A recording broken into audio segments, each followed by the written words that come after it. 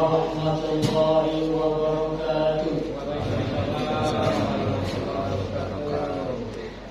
Alhamdulillahilladzi anzala al-Qur'ana hudan lin-nas ajma'in wa rahmatan wa shifaa'an lil mu'minin. Wassalatu wassalamu ala asyrafil anbiya'i wal mursalin sayyidina Muhammadin khatamil nabiyyin wa ala alihi wa sahbihi ajma'in. Amma ba'du, yang kami hormati Ketua Masjid Al-Quran serta seluruh jajaran pengurusnya, Ketua Kepala Kantor Kementerian Haji dan Umroh, kami Haji Muda Abdul Muiz, Haji Abdul Muiz, kantor yang baru, insyaallah semangat yang baru. Yang saya hormati para asatidz, para hujjaj, tokoh masyarakat, tokoh pemerintahan yang berkesempatan hadir pada pagi hari ini, yang semuanya insyaallah dalam naungan rahmat Allah Subhanahu wa taala. Bapak Ibu yang kami muliakan, intinya kita panjatkan puji syukur kehadirat Allah atas berbagai macam nikmat yang dikaruniakannya kepada kita semua.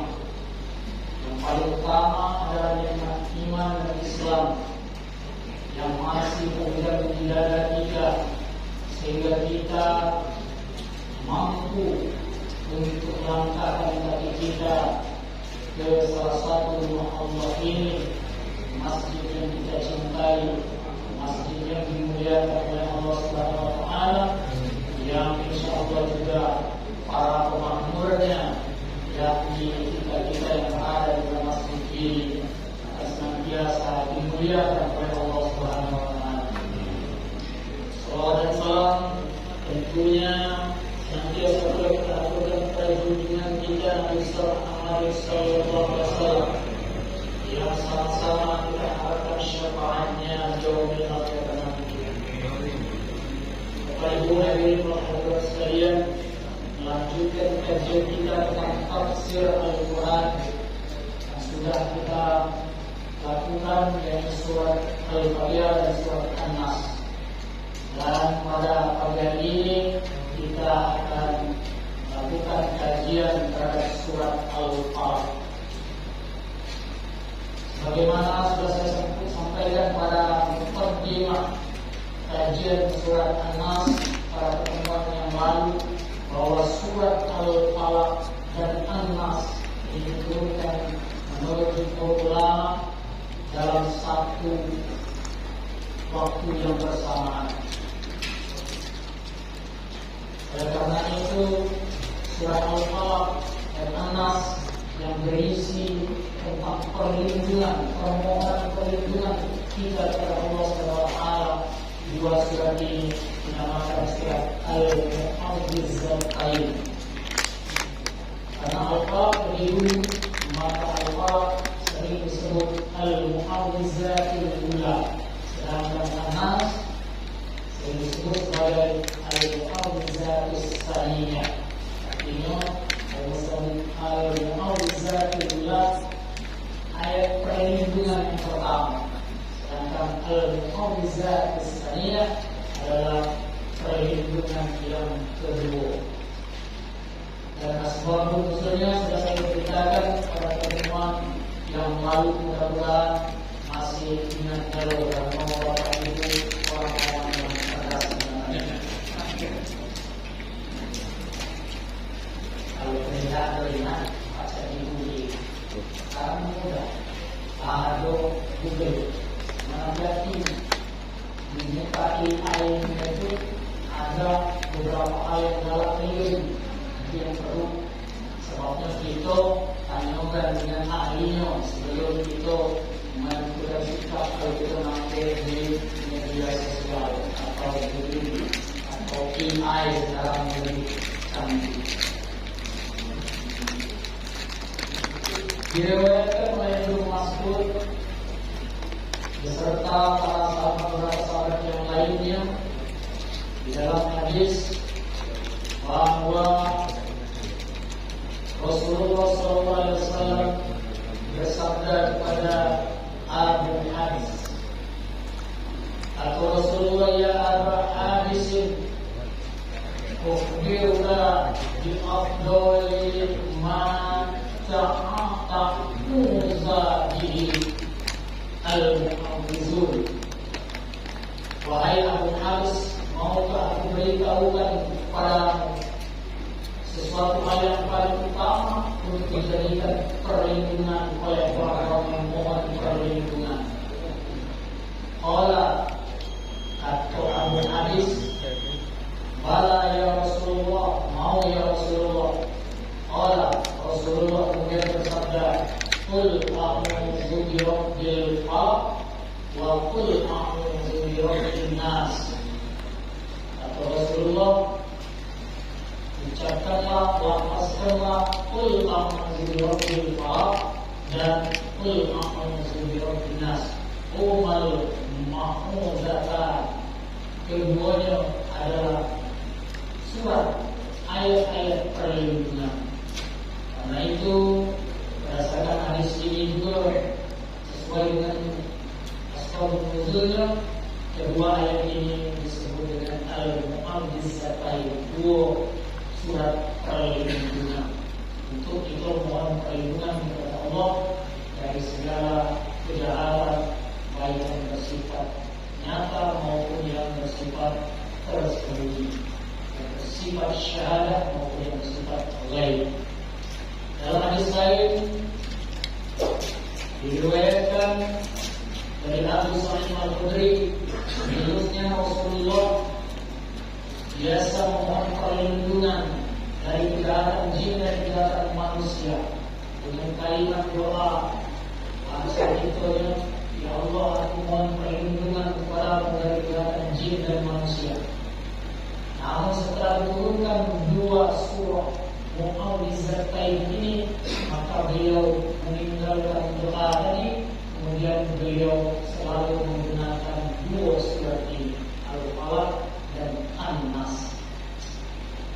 Di dalam kitab Al-Muwatta, Imam Malik meriwayatkan dari Ibnu Syihab bahwa Rasulullah pernah suatu saat mengeluhkan suatu penyakit. Beliau Al-Mu'awwidzatain ini baca kepada Rasulullah untuk dirinya, kemudian meniupkannya ke tubuhnya. Sudah dibaca oleh Rasulullah, tiupnya ke tubuhnya.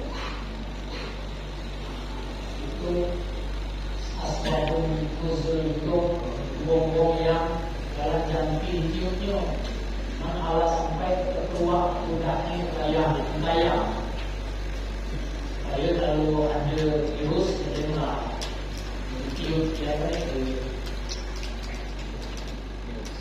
Kemudian kalau sakitnya parah, kemudian tidak bisa diucapkan Al-Mu'awwidzatain ini, dalam riwayat ini dijelaskan bahwa sahabat Turwah yang membacakan ke tangan beliau, di tangan Rasulullah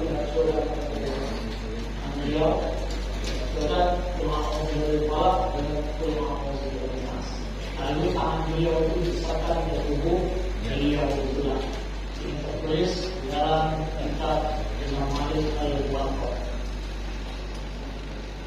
Di dalam hadis lain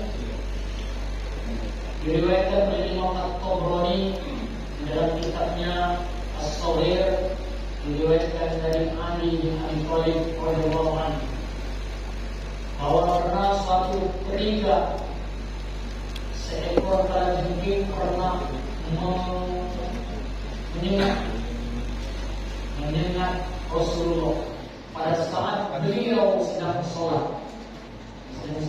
gigitnya oleh kalajengking. Tanpa tahu Rasulullah, kalajengking ini diam-diam gigit kaki Rasulullah. Maka tatkala beliau selesai sholat, beliau bersabda atau berkata dalam bahasa itu, la'anallahul aqraba la tad'u musalliyan wala khaira. Semoga Allah melaknat kalajengking ini. Ia tidak membiarkan orang yang sholat dan yang lainnya. Maksudnya Rasulullah itu melaknat kalajengking yang menggigit nyengat dia tadi. Karena kalajengking ini tidak mandang-mandang lagi orang yang lagi sholat lagi sengatnya. Lagi sholat diganggu laknatnya kata Rasulullah. Lalu beliau meminta kepada sahabat Ali bin Abi Thalib memberikan banyu menjadi garam dikit ke Ali. Setelah diberikan oleh Ali, beliau membacakan Qul ya ayyuhal kafirun, Qul huwallahu ahad, kemudian Qul a'udzu birabbil falaq dan Qul a'udzu birabbin nas, lalu mengusapkan air tadi pada bekas gigitan kalajengking. Itu untuk obat. Kalau kamu kena sengat kalajengking atau sengat tawon, untuk obat berikan air dikit, tambah air, tambah garam dikit, masih digel, kemudian bacakan surat ini. Insyaallah sembuh. Karena derajat hadis ini hasan. Hasan itu masih bawah sahih, tapi di atas sahih. Nah, itu beberapa riwayat tentang surat Al-Falaq maupun An-Nas yang dibacakan oleh Rasulullah, baik untuk perlindungan dari kejahatan yang sifatnya baik maupun kejahatan yang sifatnya nyata baik. Selanjutnya kita bahas apa tafsir daripada surat Al-Falaq ini. Surat Al-Falaq berbunyi ayat yang pertama, Qul a'udzu birabbil falaq. Lapasnya Qul, Qaf itu makhrajnya di tengah tenggorokan, jangan sampai turun jadi Qul. Jadi Qul, sehingga artinya akan berbeda. Kalau Qul katakan, ucapkan, lapaskanlah. Kalau Qul Qaf itu makanlah. Jauh artinya. Makanlah. Qul makanlah, snack. Kalau pas, kalau Qul snack pas. Qul katakan, lapaskan, ucapkan apa yang akan diucapkan. Qul masmuka, katakanlah siapa namamu. Dan lalu namanya ucapkan Qul. Dan Qul hati-hati baca ini sering banyak salah makhrajnya. Kalau si fa ada salah dua. Fa jadi pa. Alam taro kaifa fa'ala yu. Alam taro kaifa fa'ala fa. Ujung gigi pucuk, fa itu bertemu dengan gigi bawah, itu makhrajnya. Bukan gigi ketemu gigi, kalau pa gigi ketemu gigi, sama dengan ba itu. Kalau gimana itu, pom gigi itu, tahu. Karena itu kalau jadi imam yang ngomong Allah adil ayat yang dipakai ini yang ada pan, data yang dikasih pan, baik dia benar ucapannya. Jadi meragukan kawan-kawan yang jadi makmum. Qul katakan, ucapkanlah perintah fil amr dalam ilmu fil amr ini perintah kepada seorang yang kepada Nabi Muhammad SAW. A'udzu birabbil falaq. Aku mohon perlindungan kepada Tuhan Al-Falaq. Qul katakanlah, aku berlindung dengan Rob Tuhan Al-Falaq. Al-Falaq ini jumhur ulama sering memaknainya dengan waktu subuh. Nanti kita jelaskan. Mana Qul a'udzu birabbi itu sudah kita jelaskan pada saat menjelaskan tafsir surat An-Nas. Jadi kita langsung ke Al-Falaq.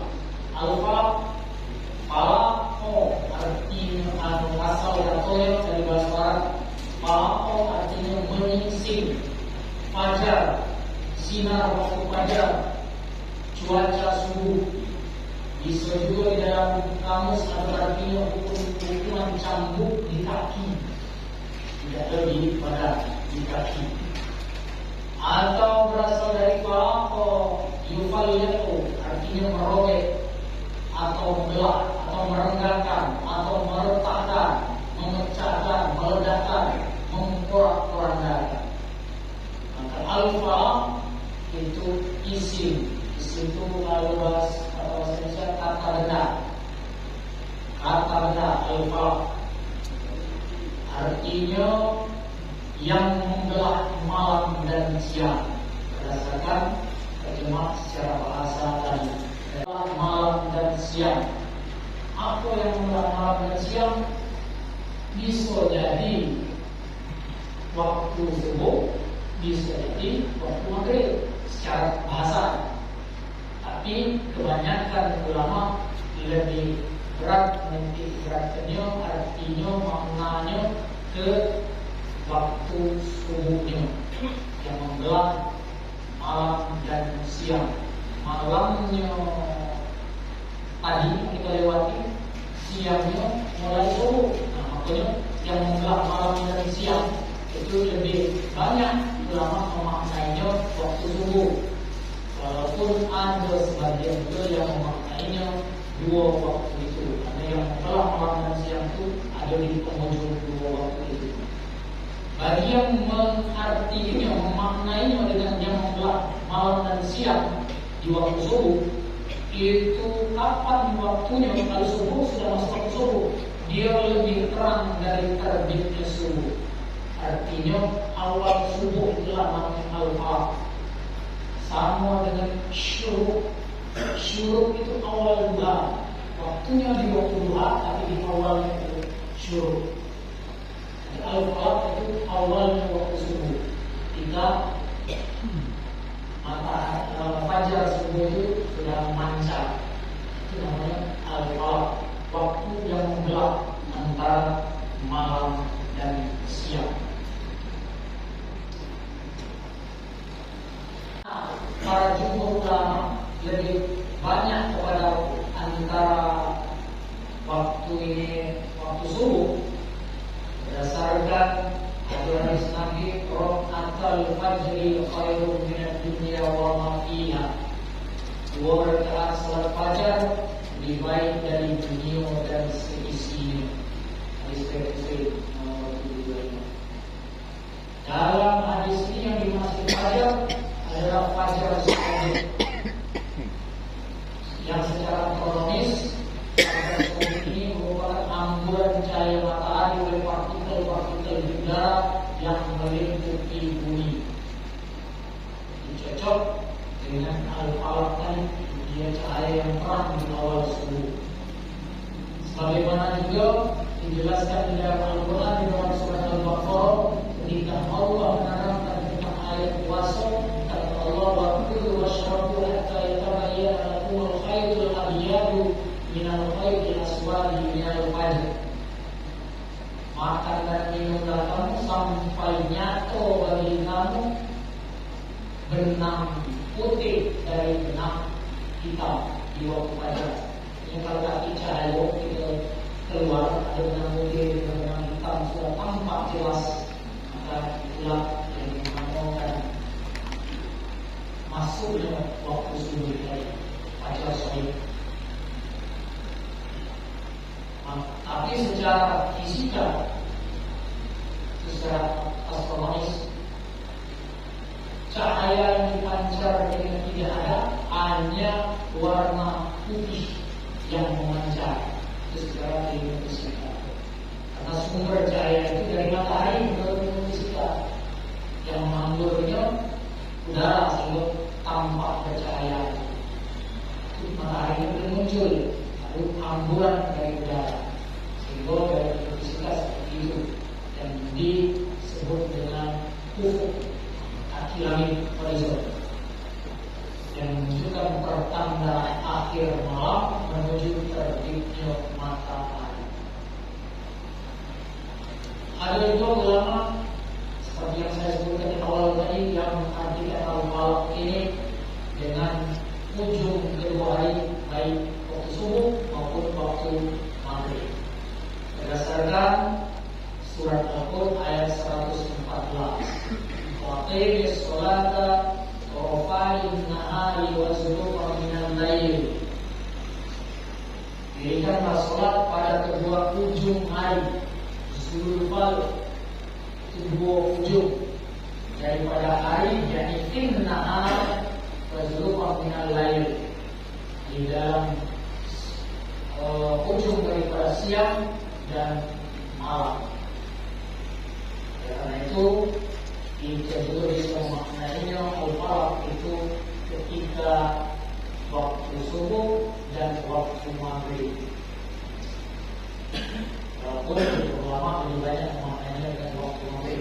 Kenapa ulama lebih banyak memaknainya dengan waktu maghrib? Waktu subuh. Nah itu karena waktu subuh itu lebih kuat daripada waktu maghrib. Saya pernah dulu belajar tentang ilmu metafisika yang kalau zaman dulu dinamakan ilmu perdukunan. Perlu itu belajar itu. Tapi bukan untuk diamalkan, untuk kita ketahui baik apa yang ada di dalamnya. Atau mereka para guru perdukunan ini, kekuatan yang paling kuat yang bisa melengahkan manusia adalah di waktu subuh dan di waktu maghrib. Buktinya, subuh berhad nak bangun. Itu yang paling penting nyata. Waktu subuh itulah kita terkelap tidur, hendak bangun. Nah pada waktu itulah akal kita itu tertutup, sebagian dari jiwa kita itu hilang. Pada waktu itu ada kekosongan jiwa, sehingga di waktu itulah bisa masuk makhluk halus yang diperintahkan oleh sang dukun tadi masuk dalam dirinya. Maka itu yang lebih kuat memang waktu subuh. Serta maghrib ini galak kita lalai, masih dipancing dalam Tuhan. Zaman dulu rumah kita tu dalam umumnya itu, boleh dia orang maghrib masalah, kalau ambil ke sungai. Sebenarnya gitu. Cuma caranya itu. Dan dalam hadis Rasulullah juga diterangkan bahwa kalau menjelang maghrib itu segera tutuplah pintu dan jendela. Disuruh tutup pintu dan jendela. Yang penting tentunya soal yang paling penting. Lalu waktu itu, kalaupun ujiannya dengan dari sholat dalam umumnya kalau itu kan dalam beralah begini. Walaupun dengan dari sholat, tutup pintu jendela rapat, masuk dulu tetap mantap di dalam rumah. Supaya hati gangguan tadi kerjaan di luar rumah tidak setan lewat. Tarikan masumai uji dulu. Pintu terbuka, badannya iblis sudah masuk. Jangan kayak iblis, manusia dia lama masuk yang pintu kecamatan. Yang nanti semuanya ini ada tidur, ada kesempatan. Iblis itu mencari kesempatan seperti itu. Itu makna al-falaq. Jadi bisa waktu subuh mohon perlindungan kepada Allah dari Tuhan, mohon perlindungan kepada Allah, mohon perlindungan kepada Tuhan yang waktu subuh, serta waktunya waktu maghrib. Karena pada saat itu saat yang rentan terhadap segala macam macam hal yang negatif. Dan dalam dunia metafisika itu pada saat itulah kekuatan alam itu bersatu. Bahkan di dalam hadis itu, di dalam waktu subuh ini, malaikat penjago Hitoe bergantian apel. Malaikat yang menjaga malam tadi menyerahkan catatannya digantikan oleh yang menjaga siang. Pada saat itulah, karena itu Rasulullah dalam hadis yang lainnya, Rasulullah sering beristighfar dan banyak-banyak bermunajat pada Allah di waktu subuh. Dan pada saat itu malaikat naik yang menjaga malam dari membawa catatannya, kemudian bergantian ngomong dengan malaikat yang menjaga yang kedua. Dia sepanjang malam main. Catatannya dia nak laporkan kepada dia. Diterima oleh malaikat yang menjaga siang. Berkenaan kalau dia nasib, itulah keadaan yang malam idem. Asalnya kau lagi,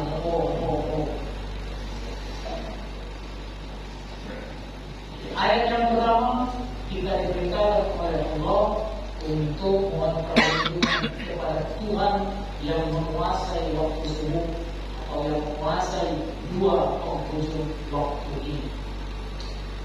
Karena beliau Allah Subhanahu wa Ta'ala yang Maha menguasai, tidak ada tempat berlindung kecuali kepada Allah, baik dari kejahatan yang tidak nyata maupun dari kejahatan yang nyata, dari kejahatan manusia yang kejiwaan, makhluk yang kejiwaan. Oleh itu, ayat yang kedua, min syarri ma khalaq, min dari syarri kejahatan ma atau apa khalaq yang dia ciptakan. Apa yang dia ciptakan, yang Allah ciptakan adalah semua makhluknya, baik makhluk gaib maupun makhluk nyata.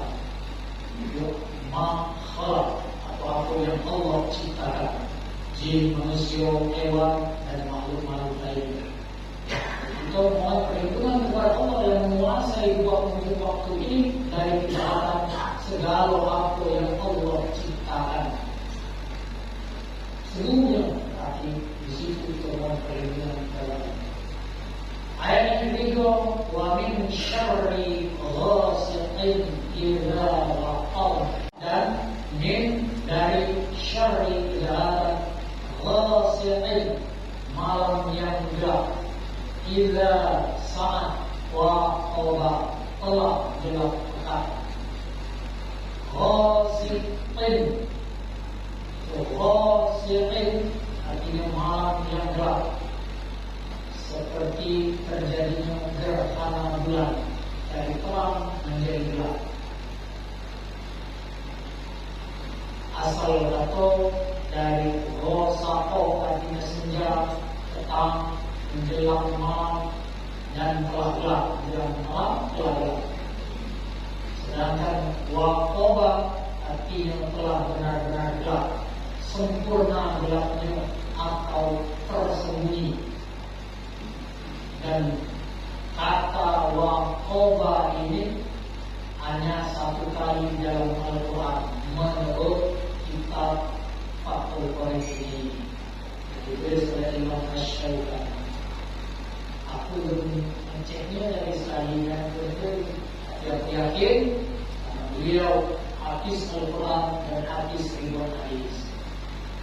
Dia ini apa yang sudah ditulis sekali cuma ditulis, artinya sesuatu yang istimewa Allah.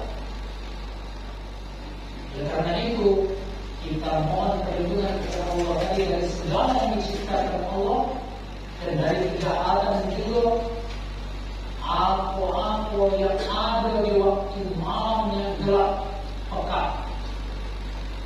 Malam yang gelap pekat ini juga bisa dimaknai suatu malam yang penuh dengan kerahasiaan. Di malam inilah kalau kita jenguk dengan keadaan itu, malam itulah waktunya kita titik lemah diri. Malam itulah mudah berbuat kejahatan, atau enak berbuat malam. Kalau siang masih berbuat kejahatan, masih minat-minat pula, minat pula. Kalau malam dia yakin kejahatan itu bisa dilakukan pada saat manusia kalau lelah dari jatuh tidur lelah, sadarkan diri. Itu Allah minta perlindungan kepada Allah dari waktu malam yang gelap yang penuh dengan rahasia yang tersembunyi di dalamnya. Ayat yang keempat, wa min syarrin nafasati fil 'uqad,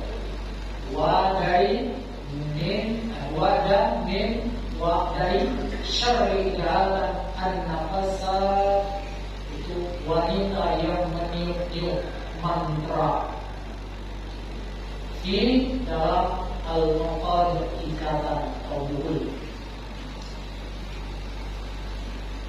Apa isimnya di sini? Isim Anas, an-nafasa. Ahli bahasa menyebutkan bahwa nafasa di sini bermaksud sesuatu yang bersifat tiupan. Tapi di dalam tafsir dijelaskan bahwa nafasa ini wanita yang meniup mantra. Menurut sejarah bahwa waktu dukun Yahudi yang menyantet Nabi Muhammad, menyihir Nabi Muhammad, waktu itu sebelum turunnya Al-Falaq dan Anas, dibantu oleh anak perempuannya. Seperti itu diabadikan di dalam Al-Quran, wanita yang niup-niup, dia niup mantra bersama ayahnya. Uqad dalam suatu mantra itu dibacakan dan ditiupkan dalam ikatan kata, sehingga jiwa orang yang pesantren manusia itu terikat oleh mantra yang tadi. Itu yang pakai boneka media, itu yang pakai kutu, itu pengikat namanya. Dalam ilmu kegaiban di alam sana. Ayat yang terakhir, wa min syarri hasidin idza hasad. Wa dan min dari syarri kejahatan hasidin, orang yang hasad, dengki, idza saat hasada terbit memuncak dengki. Dari kejahatan kita mohon perlindungan kepada Allah dari kejahatan orang-orang yang hasad. Siapa yang hasad ni? Wong yang hasad itu kalau diterjemahkan ke dengki, orang yang dengki itu adalah wong yang tidak senang kalau ada orang lain dapat kenikmatan sehingga dia pengen kenikmatan itu hilang dari wong itu. Hasad. Pak Haji Tatuan dapat dimiliki wong antara wong duit 1 juta. Dia tidak senang menengok, tidak senang. Mana caranya supaya duit 1 juta itu diterima oleh Haji Tatuan? Itu hasad namanya. Dia tidak senang dengan karunia yang diberikan Allah kepada seseorang, dan dia bukan hanya tidak senang, ingin melenyapkan karunia itu dari wong itu. Bahaya besar wong yang hasad ini. Dia tidak senang, bukan cuma tidak senang terhadap nikmat yang diterima oleh orang lain, tapi dia berusaha menghilangkan itu. Seorang diamanahi berdasarkan prestasinya menduduki suatu jabatan, dia menulis yang baru. Kemudian ada yang hasad, uang ini tidak senang. Pak Muiz ini menduduki jabatan, mana caranya Pak Muiz ini lengit jabatannya? Baca aku, ini hasad kami. Dengan segala daya upayanya, dia bermaksud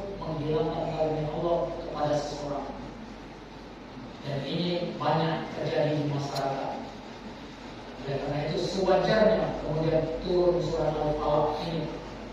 Karena penyantet yang menyihir mau penyantet Nabi tadi, umumnya itu asalnya senang, di banyak pengikutnya, Nabi disegani, kata-kata Nabi diikuti, sementara dia rajin nyantet, asik belum baiknya tadi, rajin nyantet Yahudi yang tadinya sembah-sembah, lawannya cuma laki dari dia pindah ke Nabi. Dia Islam, mana supaya dia jadi disebut Nabi lagi, dihilangkan dari bawahnya dengan nyantet dia. Maksud asli tadi nyantet Nabi. Ternyata yang kamu agung-agungkan Nabi itu masih kena juga berlaku di sini. Artinya tinggi lagi hukum asal dia maksudnya itu menghilangkan karunia yang diberikan Allah Nabi agar hilang dari dia. Ternyata Allah melindungi Nabi dengan menurunkan mewahyukan surat Al-Falaq dan Nas ini begitu tenang, guntur ilmu maksudnya, ilmu sihir dan sampai. Itu juga kita sering-sering pakai baca Quran dari Al-Falaq supaya Allah benci.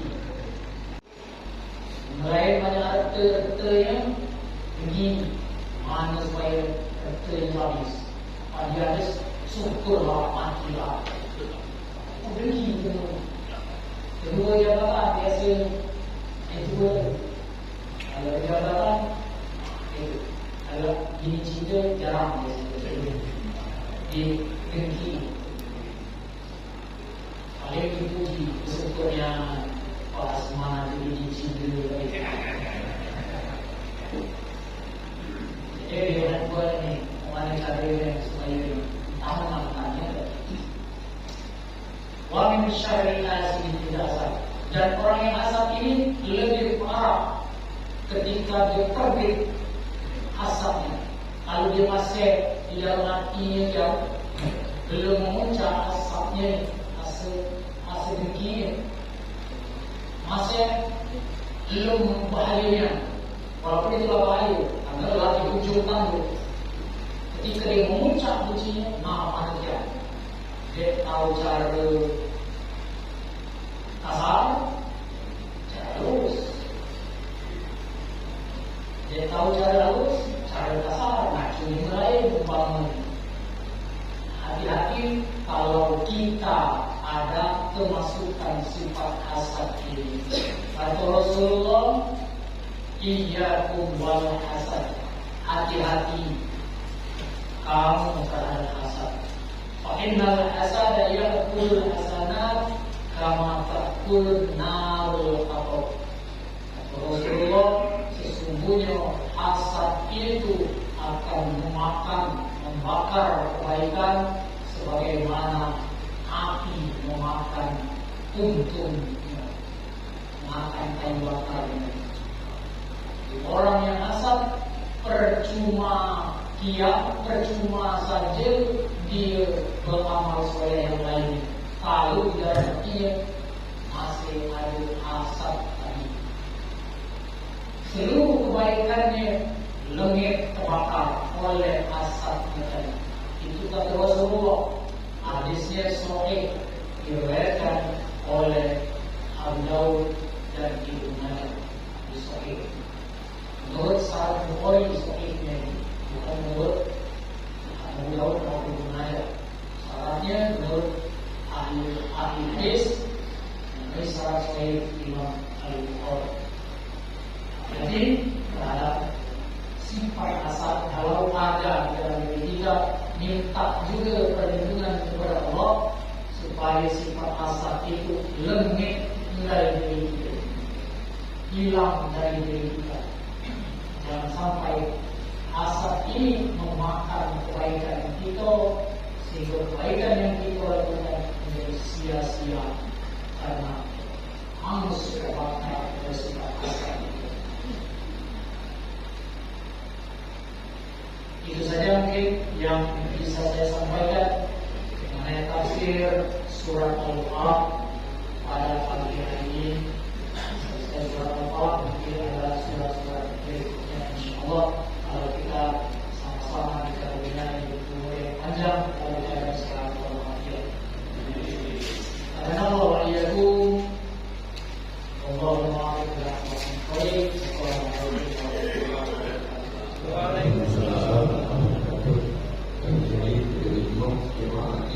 diamnya dengan usul dengan dia ini yang program ini nggak tahu apa memang gerak. Ada yang tanya nggak? Silakan, silakan. Terima kasih.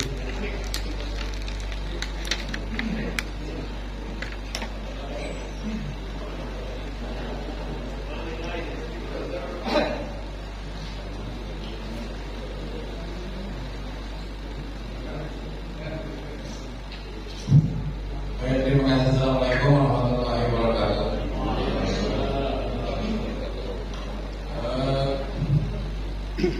Masalah penyakit yang datang dari makhluk atau perubahan kanker dan sebagainya. Karena saya ini pernah mengalami waktu di Bangka.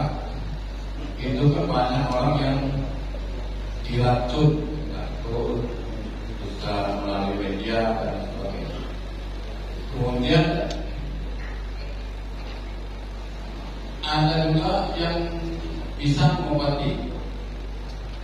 Nah, sekarang ini kan kita percaya bahwa di Al-Quran itu juga bisa jadi obat. Nah, sementara kita kalau melihat orang yang bisa mengobati, kalau baru pertama kali kita tidak tahu mereka itu mengobati berdasarkan Al-Quran atau berdasarkan yang kami sampaikan tadi.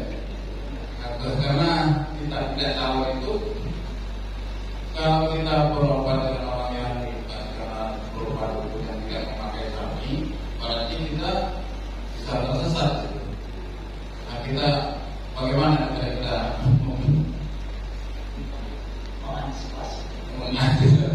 Terima kasih. Jadi dia tidak tahu yang tidak poin ini untuk berbagi. Terima kasih pertanyaannya Pak. Kalau kita bawa ke dokter, dan sendiri dia dokter, ada ijazahnya, ya yakin gitu. Lalu dokter itu banyak yang saya paham. Dokter itu sekolahnya kita sekolah itu. Ada yang pintar, ada yang enggak. Masih naik kelas tadi. Kalau dia lulus masih. Cuman paling tidak dia sudah memenuhi standar minimal ilmu kedokteran yang kita mengenal dokternya. Yakin dibuktikan oleh ijazah dan sekolah. Nah, kalau dokter ini nanti di sekolah, karena ijazahnya dia itu sering. Nah ini perlu kita hati-hati. Kalau kita berobat, kita memang harus jengok dulu yang bersangkutan sirik atau tidak. Bagaimana mengetahui sirik atau tidaknya? Tentunya kita harus bertanya dulu dengan sekitarnya. Kalau kita orang sekitarnya, ada ini, kalau kita sembahyang, cuma banyak yang berobat. Itu dilakukan, berarti itu ilmunya jangan berobat ke sana.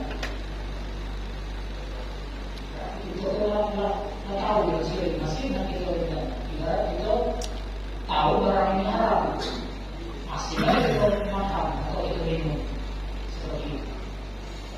Atau ada juga dia rajin sembahyang, ada yang dia itu rajin sembahyangnya, tapi mantra yang digunakannya mengandung kesirikan. Ada juga yang itu. Kita juga sebelum berobat mesti bertanya budaya, baik di masyarakat yang terdekat di sana. Kalau yang dekat dengan dia, insya Allah dia tahu. Atau dengan yang bersangkutan langsung marah dia, cari, jangan bertanya, aku dia kamu baca, aku ni nak tahu, tak sirik, ngamuk dia apa nanti. Aku nak belajar, cari, kan aku belajar, aku nak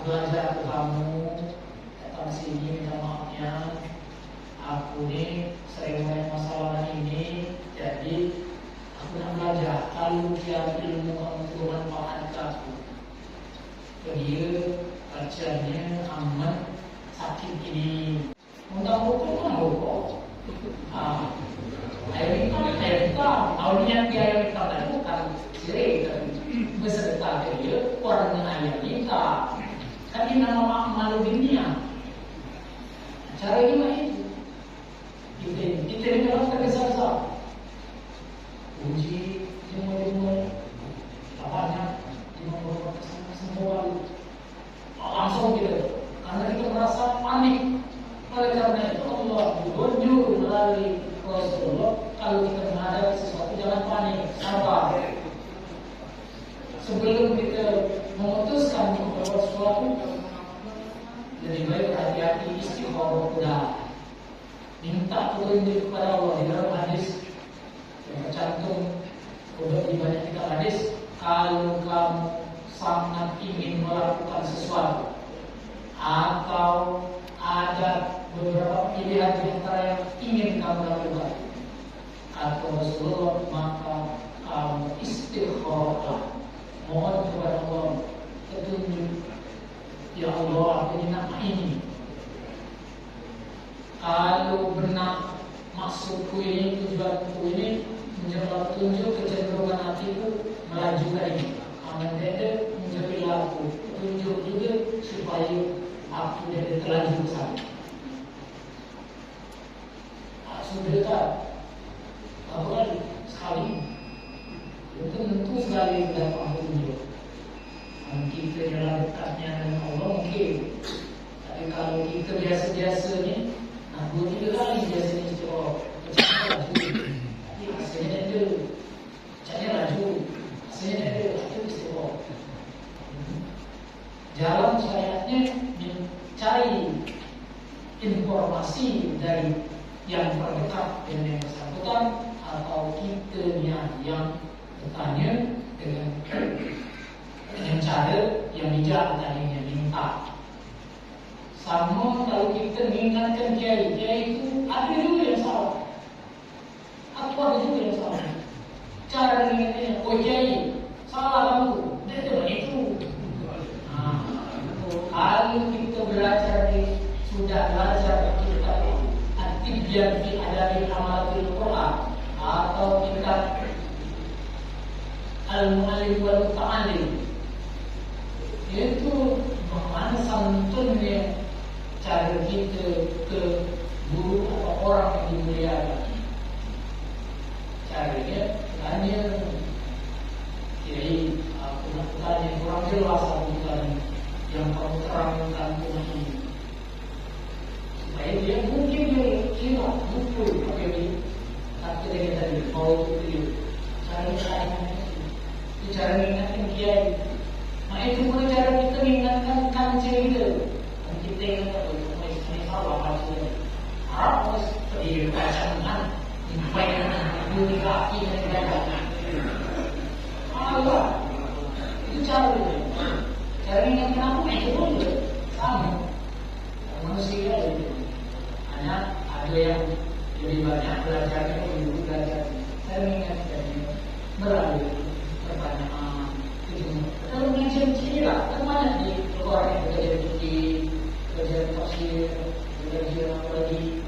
Pada waktu itu hanya kami yang bersangkutan tentang kesalahan, kalau bisa dibaca kamu. Ustaz yang mengajar tafsir, dia yang mengajar tafsir.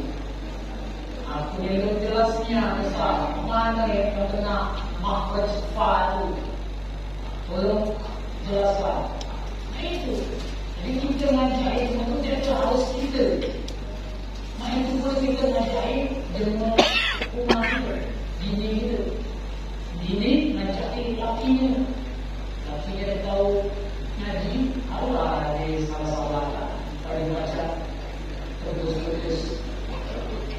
Kita yang baca ayat yang sama itu. Lakinya baca Alhamdulillahirabbil alamin. Kita yang anehnya Alhamdulillahirabbil alamin. Ulangi itu.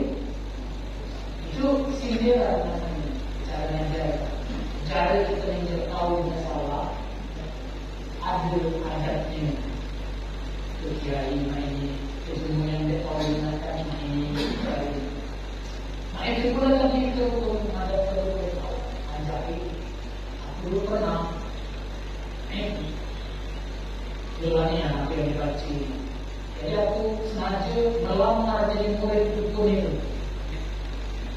Kenapa kalau begini tadi niatnya tadi bukan kita bayar kalau mengambil kesulitan, kita tahu belajarnya. Oh, jadi tahu kita ini. Jadi mantranya ada yang sirik.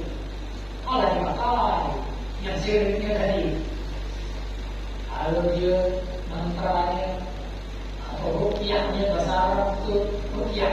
Sebenarnya mantra itu dia diucapkan. Mantranya syar'i atau diambil. Seperti itu. Kemudian dia lupa. Malah tergesa-gesa itu. Ada lagi? Silakan. Habis ya. Cukup. Bapak Ibu hadirin, insyaallah mulia